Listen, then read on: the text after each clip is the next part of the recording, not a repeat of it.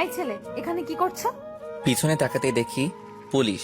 ও sorry, এ তো দেখি পুলিশই। ধুর, দিন দিন কি চোখে কম দেখতে পাইতেছি? সেটা বড় কথা নয়, বড় কথা হলো ছোটবেলা থেকে আমি পুলিশকে অনেক ভয় পাই। এত রাতে এখানে কি তোমার? মানে হয়েছে কি?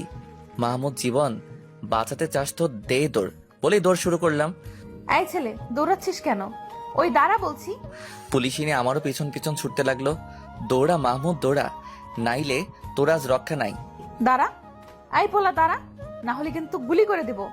ও আল্লাহ গো, এ বলে কি গুলি করবে? ও আম্মু গো, তুমি কই? তোমার পোলাটারে বাঁচাও। আমি সর্বোচ্চ শক্তি দিয়ে দৌড়াচ্ছি। আমার মনে হচ্ছে আমি যদি অলিম্পিয়াড প্রতিযোগিতায় নাম লিখাতাম তাহলে শিওর দৌড়ে নোবেল পেতাম। এই দাঁড়া, আমি কিন্তু গুলি করতে বাধ্য হব। শালি এখনো পিছন পিছন আসতেছেই, ওর কি ক্লান্ত লাগে না? আল্লাহ গো, এই পুলিশিনীকে আমার পিছন থেকে দূর করো, তাহলে আমি সামনের শুক্রবারে 4 টাকার বাতাসা দিব। পুলিশিনী অনেক কাছে চলে এসেছে আমার, আর সামনেও একটা মোড়। লজ্জা লজ্জা, ছেলে হয়ে মেয়েদের সাথে দৌড়ে পারছি না। শালি কত জোরে দৌড়াচ্ছে। সামনের মোড় যেই না ঘুরতে যাব তখনই আমার জুতার স্লিপ খেয়ে পড়ে যায়। ও আল্লাহ গো, আমার কোমর মনে হয় গেল। এই শালা, এবার কোথায় যাবি?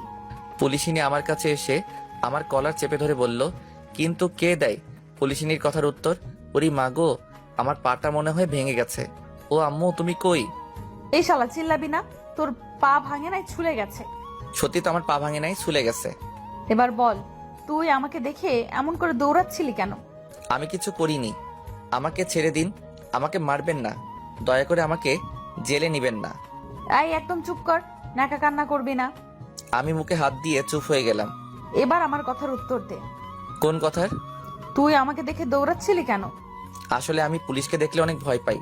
কেন রে, তুই কি চোর? ছি, নাউজুবিল্লাহ, এসবের কিছু আমি নই। আসলে পুলিশরা অনেক বদমেজাজি হয়। এই কি বললি? কিছু না, কিছু না।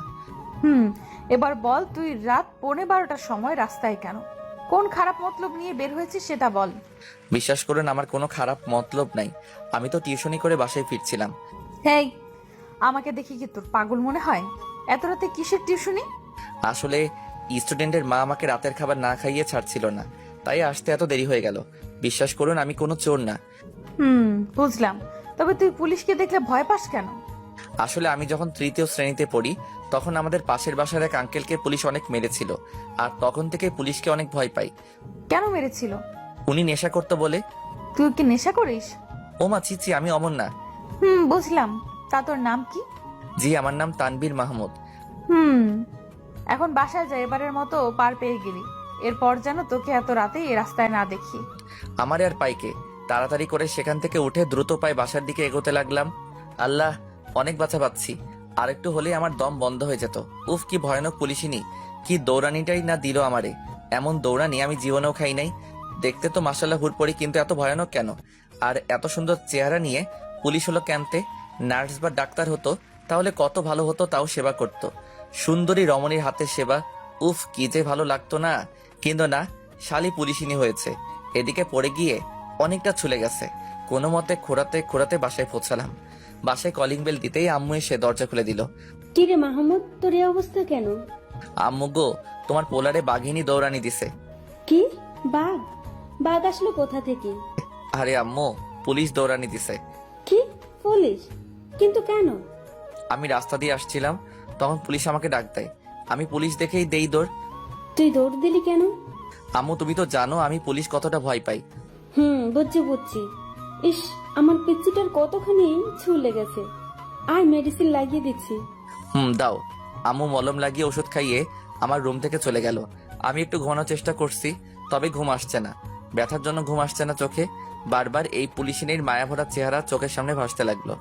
এত সুন্দর দেখতে, কিন্তু এত রাগী কেন? রাগী বা যাই হোক না কেন, মেয়েটা একদম হুড়পড়ির মতো।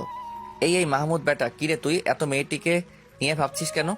মেয়েটা যেমনই হোক না কেন তাতে তোর কি? তোর মাথা ব্যথা কোথায়? তাহলে কি তুই পুলিশিনীর উপরে ক্রাশ খেলি নাকি? না, কখনোই না। পুলিশিনীর উপরে ক্রাশ খেলে আমার জীবনটা তেজপাতা হয়ে যাবে। এসব ভাবতে ভাবতে ঘুমিয়ে গেলাম। সকালবেলা ঘুম থেকে উঠে পাটা নাড়াতে পারছি না ব্যথায়। আরো শীতে ছুলেছে।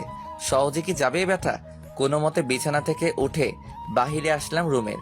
অনেক শীত পড়েছে, তাই গায়ে একটা চাদর জড়িয়ে চলে গেলাম মামার দোকানের সামনে। সেখানে গিয়ে দেখি সব হারামিরা বসে আছে।